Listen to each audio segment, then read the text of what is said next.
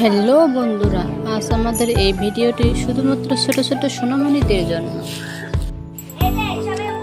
আজ আমরা কয়েকটি কালার বাংলা এবং ইংরেজি দিয়ে শিখব। হাই, কেমন আছো তুমি? এই তো ভালো আছি আমি। আচ্ছা, তুমি কি জানো আমরা যেখানে দাঁড়িয়ে আছি সেটা কি কালার? অবশ্যই জানবো না কেন। আমরা যেখানে দাঁড়িয়ে আছি সেটা হচ্ছে গ্রিন কালার, অর্থাৎ সবুজ রং। এবার বলো তো এটা কি কালার? এটা হচ্ছে হোয়াইট কালার, অর্থাৎ সাদা রং।